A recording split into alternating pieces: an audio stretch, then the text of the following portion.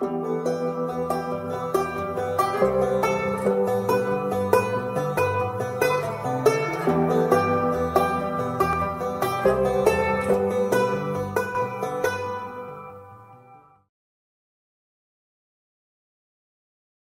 have Bibles, we're going to go to 1 Corinthians 12 today. We're going to talk about worship. This has kind of been our series for the next several weeks. We're going to do 1 Corinthians 12. In a couple weeks, David Morton, one of our elders, is going to do 1 Corinthians 11. We're going to explain the Lord's Supper to you as we walk through that together. And then in June, we're going to hop into 1 Corinthians 14. We're going to talk about the worship service and how it's all structured and those kind of things. The point we made last week, we're going to make this point every week because we need you to understand something. Worship isn't just an hour on Sundays. Like it's not just this time where we gather together and we sing songs. Singing songs is great. Praying is wonderful. Listening to preaching is good. Hearing the Bible read out loud is great. All of those things are an important part of worship. Worship isn't just an hour, though, and that's something that our American culture has kind of fed into and grabbed onto and said, worship's just this hour-long thing on a Sunday morning. It's not. It goes a lot further than that. In fact, the way the Bible would talk about it is that we were made for worship, that we were made to glorify God, that we were made to bring glory to God. And so when we meet together like this, that's our body gathering together to worship God. But we worship God not just gathered, we also worship God scattered. So we worship God, we come together. And this is what someone called corporate worship. When the body comes together and we worship together, when a church comes together, when we come together, this is called corporate worship. And this is a gathered worship. But you go out from here and worship doesn't stop. God isn't just asking for, hey, give me this hour on a Sunday. Worship is throughout your life and kind of tentacles and really pervades every area of your life. So that you're worshiping when you're working. Oh, but I just had to do that sales report and it was terrible. Worship. You're worshiping when you're going to school. You're worshiping when you're a stay-at-home mom or stay-at-home dad. Worship is part of your everyday life. And that's how we're going to kind of jump into this next conversation today. That we worship gathered and we worship scattered. And if you're a handout person, you love those blanks. We gather as a church to worship with our family. This is we talk about this every week that we are family as a church body. That this church, we consider each other brothers and sisters. We love each other. We care for each other. We come around one another when things are up or when things are down. I just looked online this week. We mentioned it last week. The Hughes had their baby. She's beautiful, amazing. And the meal calendar is totally full for a month and a half. Thank you, church, for signing up for her. And if you want to do more, just let us know. We'll add some more dates to that deal. But we're a family. We come around each other and things like that. That's a small thing and then the large things. Right now, Beth Klimas, she's in the hospital with what they thought originally was a mini stroke. Still might be. She has an aortic valve issue, and she's at Memorial Hermann, and she's going to get transferred to St. Luke's today or sometime this week, and she's going to have a major heart surgery. Every surgery is a major one when it's you, right? This week. And what I love this week is her husband is unable to drive. And this week we threw it out real quick on Facebook. Hey, anybody who can help get some Uber money together for her so we can buy a card for her and go out there. Let's do that. And in church, we got together and we raised $350 so Eric can go back and forth on a regular basis. Yeah, you guys are generous. Thank you. Thank you for those who donated. If you want to donate some more, you can. Just put special products on there. But don't feel like you have to because this is going to take for a week for him. So thank you guys. We're a church that wants to come around each other because we're family. We love each other. We're there for each other. So we're a church that's gathered. But we also scatter individually to worship with our lives. So we scatter from here and we worship in our individual areas. Whether gathered or scattered, understand this. Whether gathered or scattered, we are part of the body. So your connection to the body of Jesus doesn't end because you walk out that door or that door. It doesn't end. You're still connected to the body. You are part of the whole. You are part of that thing. The day you became a believer in Jesus, you were grafted into the larger body of Jesus.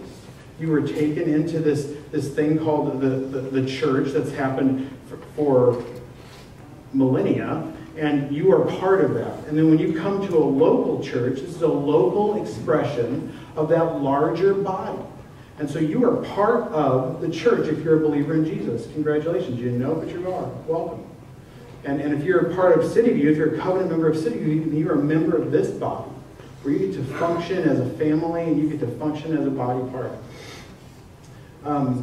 So whether we're gathered or scattered, we're to worship. So let's start in 1 Corinthians 12. We're going to read a few verses and make some points. Read a few verses and make some points. Verse 12, it starts like this. For as the body is one and has many members, and all the members of the body, though many are one body, so it is with Christ. So think about this. What he's doing here is taking a metaphor.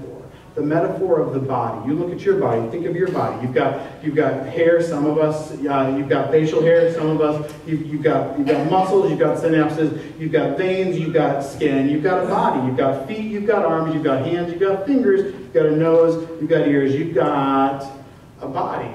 This is the image that Paul's trying to give us. Is that hey, the church is just like this thing. The church is just like this thing. That we are. We have a body, so when you think of the church, think of it like a body. Verse 13, for in one Spirit we were all baptized into one body.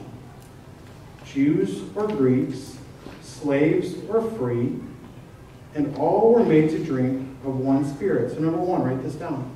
Regardless of background, we are part of a new body.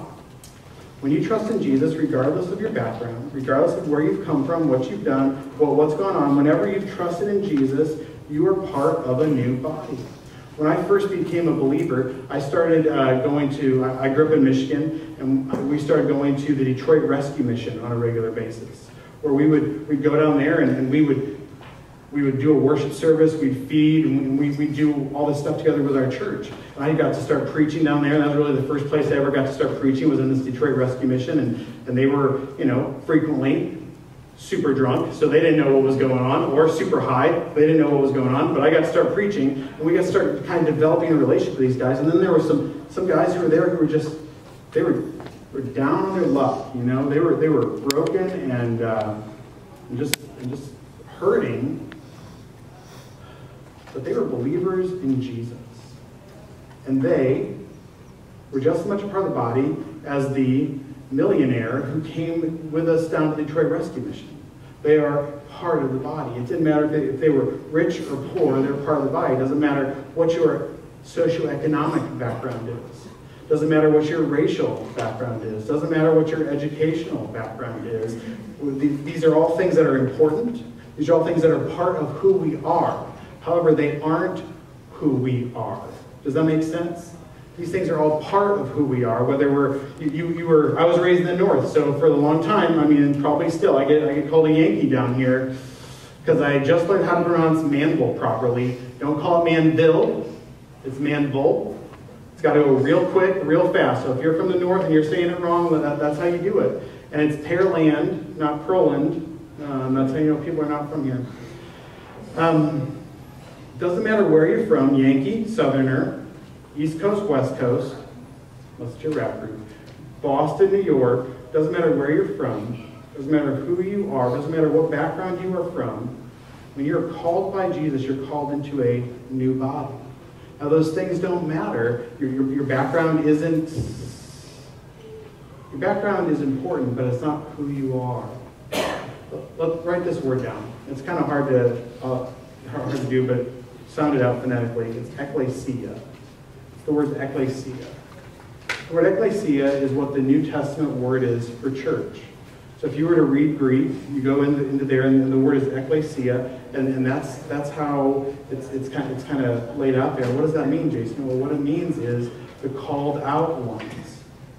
The church is what's called the called out ones. So if you're called out of a racial background, or you're called out of a socioeconomic background, or you're called out of an educational background, you're called out of your background, whatever it is, and you're called into a new body. You're called into this new thing called the Church of Jesus. That past still matters. That past still matters. Your background still counts. But you're called out of that into something new. But we're forming a new community. We're forming a new thing. that brings glory, that brings praise, that brings honor to Jesus. That's what this thing, our church, is about. It's about who Jesus is and what he's done. That's what every church throughout all time has been about. Every biblical church throughout all time has been about the head, Jesus Christ. So number one, regardless of background, we are part of a new body. Number two, look at verse 14. For the body doesn't consist of one member, but of many, right? You got a hand, you got an arm, you got an elbow, you got a shoulder, you got a kidney, you got a liver. If the foot should say, because I'm not a hand, I don't belong to the body, that would not make it any less part of the body. Verse 16, and if the ears should say, because I am not an eye, I don't belong to the body, that would not make it any less part of the body. If the whole body were an eye, where would be the sense of hearing? If the whole body were an ear, where would be the sense of smell? But as it is, God arranged the members of the body, each one of them as he chose. If all were a single member, where would the body be? As it is, there are many parts, yet one body. Lots of parts, lots of moving pieces, lots of different gifts, lots of different abilities, but one. What if I were to ask you this? If you walked in, as you were walking in today, what if I asked you this? What do you do for a living? Could you answer that? How many of you could answer that? As you're walking out today, if I'm greeting you at the door and I say, hey, what do you do for a living? You can tell me. I'm a teacher, stay-at-home mom, accountant, whatever. What if, as you're walking out the door, believers in Jesus, you've trusted in Jesus, you've known him for some time, you're walking out the door, and I say, what's your spiritual gift? What's your spiritual gift? How many of you could answer that question? Got a couple? Got three? That's good? No. Excellent. Not as many as the ones who know their job, though. But you should really know your job. You do it every day. But here's the thing with your gifting. It's also part of how you worship God every day. You take that gifting that you've got, and you go out there and do that. Now, here's the thing. Did you just feel a little guilt like drop down on you when you didn't know your spiritual gift? You just feel that? Like a little, ooh, man, feeling terrible now. Here's the thing. Most people don't know their spiritual gift. That's okay. It's not okay to stay that way, though. So one of the things that we're offering this month, as we're going through this, is a free spiritual gifts inventory.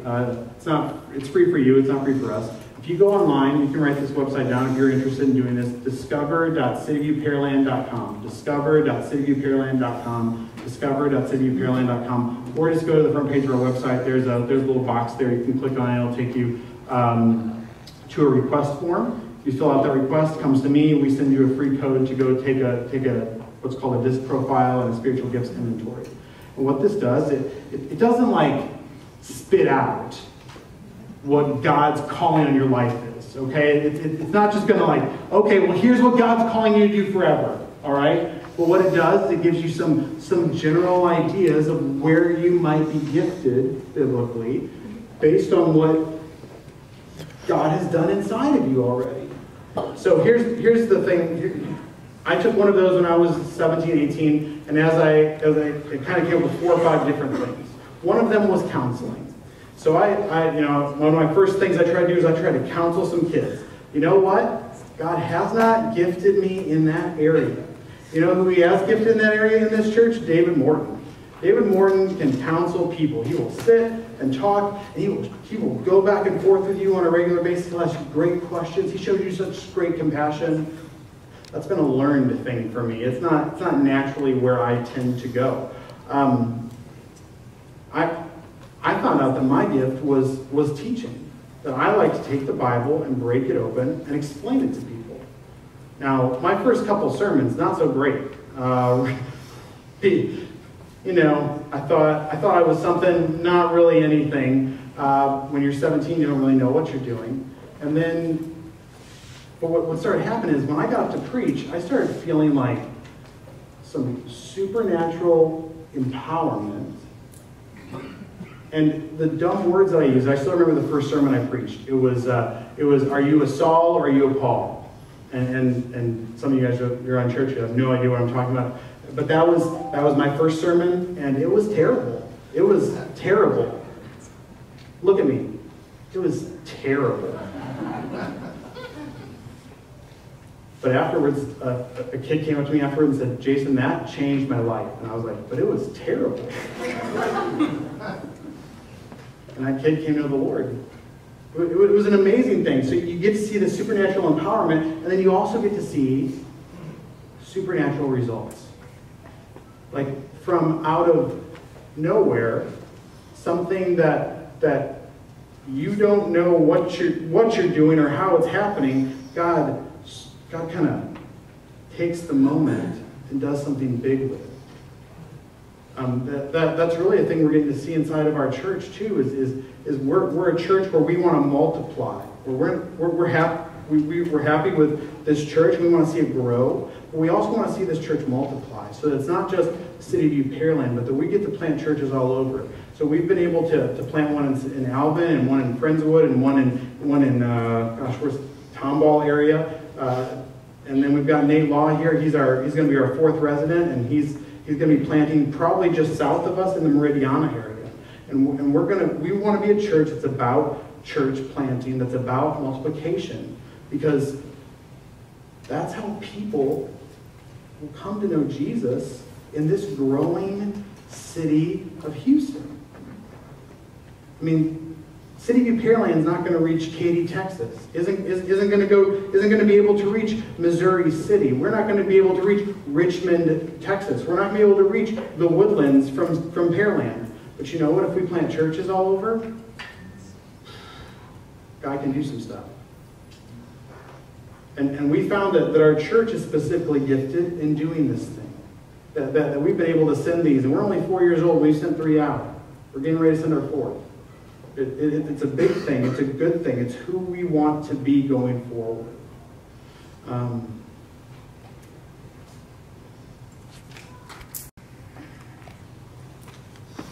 Write down this next thing. Because sometimes we'll walk through our lives and feel like we aren't that important. You don't have to raise your hand for this, but my guess is that at some point in your life you felt like you aren't that important. That some place, some time, some moment you felt like I don't matter. I know I've been there. One of the beautiful things about the Church of Jesus, one of the beautiful things about the church as it is that each part matters. Is that each part matters. I mean, the point that we're going to make is that each part is part of the body. Every part. Some are in front, and some are behind the scenes. And some are quiet, and some are loud, and some are great with kids, and some are not great with kids, and some are great at counseling, and some are not great at counseling. But every part matters. So I don't know where you are or what's going on in your hard life or what struggles you've been through, but if you're a believer in Jesus, understand something, that you matter. That you have a part to play. That you have a thing that God has called you to do. Kind of tag team in there is this next thing, is that each part has its role. Each part has its role. Some are mouths, and some are ears, and some are noses. But if the nose isn't doing what it's supposed to do, then the body can't smell. And if the body can't smell, it can't taste. And then it doesn't know what steak tastes like. And they have it well done with ketchup, like I did growing up, right? I made fun of myself many times, just so you know. I want to be really clear. That is not where I am anymore. Medium rare is the way you eat steak without ketchup. I just want to be clear, because I keep getting it from Miss Esther over there every so often, that I eat it properly now. And write this down, number 3 there. God arranges the parts. God arranges the parts. So the part you play matters. You have a role that matters. And sometimes we get a little upset that our role isn't what someone else's role is. I wish I was the one teaching, or I wish I was the one running sound. And I wish I had that ability. I wish I had that gift. I wish I was the one exhorting. I wish I was the one counseling. I wish I was the one who did that. Here's the thing. God arranges it. God's given you the thing. God's superintended the thing. God's put it there. God's given you the gift that you have, the ability that you have, the personality that you have. He's the one who's given it to you. He's arranged the parts just so. One of the things that when we're talking with people who are like, I'm struggling in my faith. I don't know what I don't know, God just doesn't seem as real as he used to, or Jesus doesn't seem as close as he used to. One of the things that comes up a lot is I start to ask some questions, just some diagnostic questions. And one of the questions that I end up answering is, are you serving anywhere? Are you involved anywhere inside of your church? Are you serving the body somehow? And almost 100% of the time, the answer comes back, no. When people are feeling disconnected from God, it's almost 100% of the time because they're not serving within the body. This goes back to something that James said in chapter 2 of his book, that when you aren't working, your faith feels dead. When you aren't serving, your faith feels gone. When you aren't serving somewhere, when you aren't engaging the body, when you aren't being part of the body, feels like God's not there. One of the most beautiful things is when someone starts to serve the body, when somebody starts to engage, like to see their eyes light up, their heart light up, and their life fill up. Oh, I'm doing something that matters now. What's amazing is people start serving within their giftedness. People start serving within the thing that they love to do, that God's called them to do. It's this energy, this joy, this peace. One of the people that I see do this all the time is Caitlin Thompson. In fact, I think she's back doing kids this morning. Her gift is to serve. She and Chase love to serve. This morning, she was here at 7 a.m., maybe 7:05. She has a hard time with the mornings. And she was setting up the kids area back there, teaching people how to set it up back there. Then she went and got the juice and the fruit and stuff for the breakfast this morning. And sat back there, set up the table, make sure that moms, you had a nice little breakfast because Caitlin set it up for you. And now she's back there serving again, and she has no idea that I'm talking about her right now. And then last night, she ran a youth fundraiser in order so that moms and dads could have a date, and took your kids, your unruly, my unruly kids. Your kids are great, mine are unruly. And took them so that moms and dads, you could go out.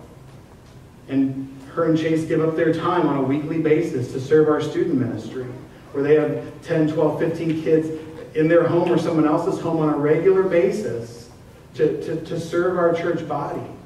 And we're worried, like, don't get overwhelmed, don't try to do too much, don't try to, but there's just so much joy in their hearts and lives from serving, they don't want it to go away. They want to serve more.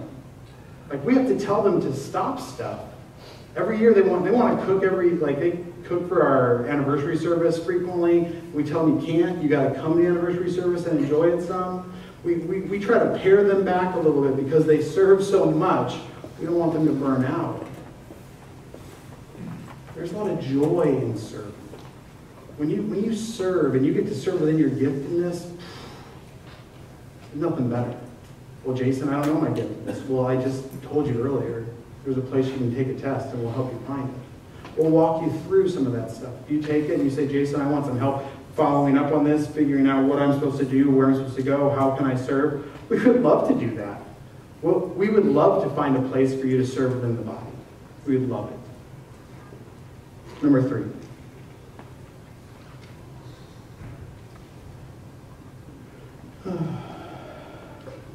Verse 21. The eye cannot say to the hand, I have no need of you. nor again the head to the feet. I have no need of you. So my head can't say to my feet, you don't matter, I don't want to talk, I don't need you right now. My head needs my feet to carry my head around from room to room. On the contrary, the parts of the body that seem to be weaker are indispensable. And on those parts of the body that we think less honorable, we bestow the greater honor, and our unpresentable parts are treated with greater modesty, which our more presentable parts do not require. But God has so composed the body, giving greater honor to the part that lacked it. Verse 25. That there may be no division in the body, but that the members may have the same care for one another. If one member suffers, all suffer together. If one member is honored, all rejoice together. The little spot in verse 25 where it says that there may be no division in the body.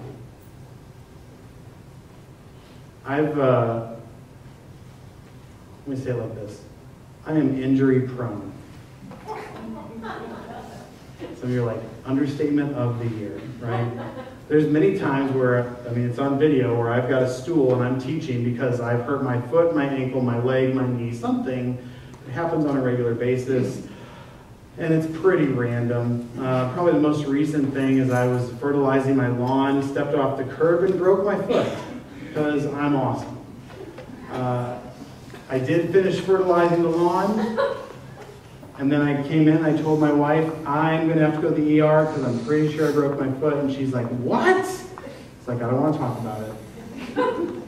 I am injury prone. So let me just testify for a second here.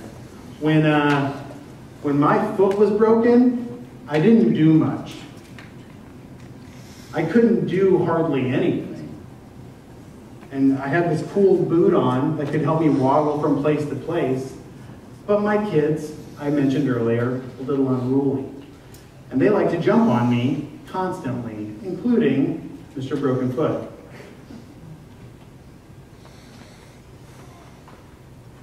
When a part of the body is injured, the body doesn't function well. Think about Beth. We're going to pray for her in a minute here. In the hospital, something's wrong inside with her heart. The aortic valve isn't functioning properly. And it's caused a couple of other major issues that cascaded. And now she's in the hospital dealing with this. It's knocked her down to the point where she thought she was having a stroke. I had a kidney stone 2 weeks ago. Some of you guys are going to think, what is the matter with this guy? Medical issue after medical issue. Got good insurance. A kidney stone a couple weeks ago. And just the pain of it. And the thing was like a millimeter. Like tiny. Like look at your nail and look at your pinky nail and it's like a quarter the size of that. And you know what it did? It made me lay in bed all Saturday and into Sunday because I just couldn't deal. Moms who had babies, you're like, you are such a wuss.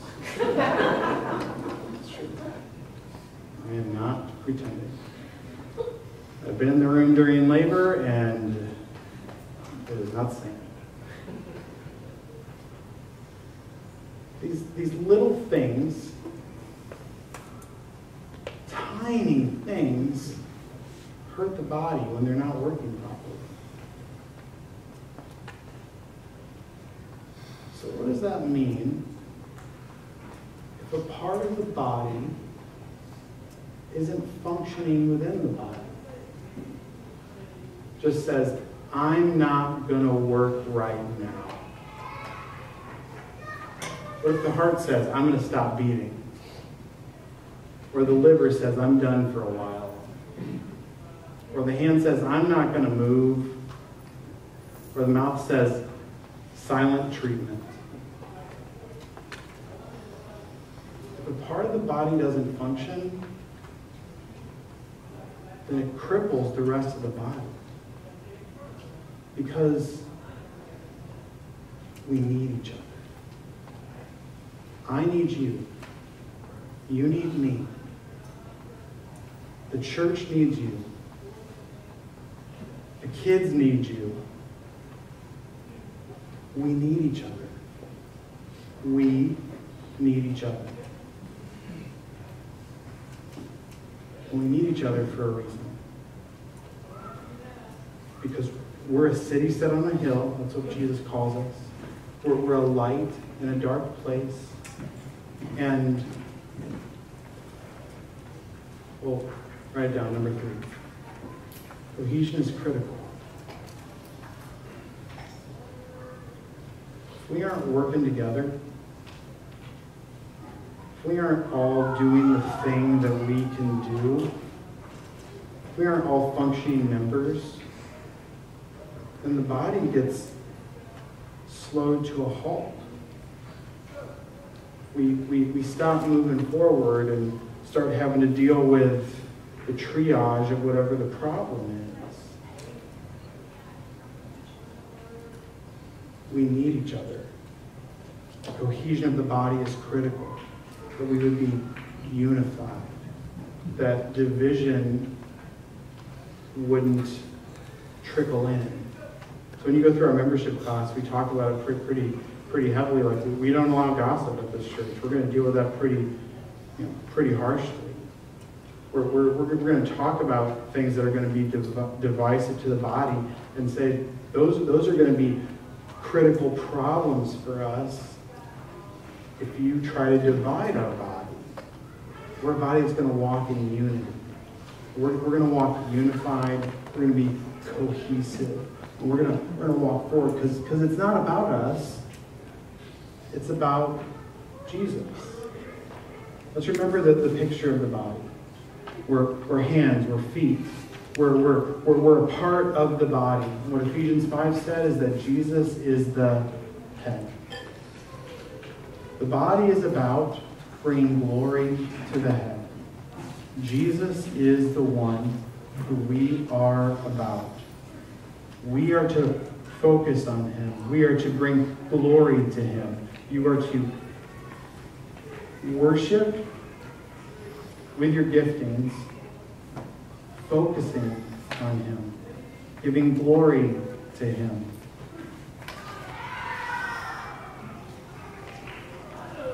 Not me, not Lindley, not the elders, not any large personality who preaches in Houston or somewhere else.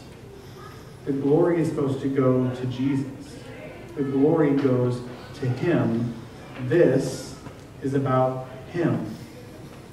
And the cohesion of the body, if it is disjointed and doing a million other things and crippled and not focusing on bringing glory to the head Jesus, then the body isn't doing its job. So let me call you to this as we finish up. What's your gift? How are you using it? What's your gift? How are you using it? Believer in Jesus, what's your gift? How are you using it? Let me ask you this. If you're far from God, hey, the first time I've been to church in a long time, first time I've ever thought about Jesus, I don't even know really what we're talking about here. Understand that CityView Church is a safe place for you to explore the claims of Jesus, explore what the Bible says. This place is a safe place, and you can ask all the questions you would ever want to ask. Anything from the most elementary to the most advanced. We may not know the answers, but we're going to help you find them, okay? Understand that CityView Church is that place.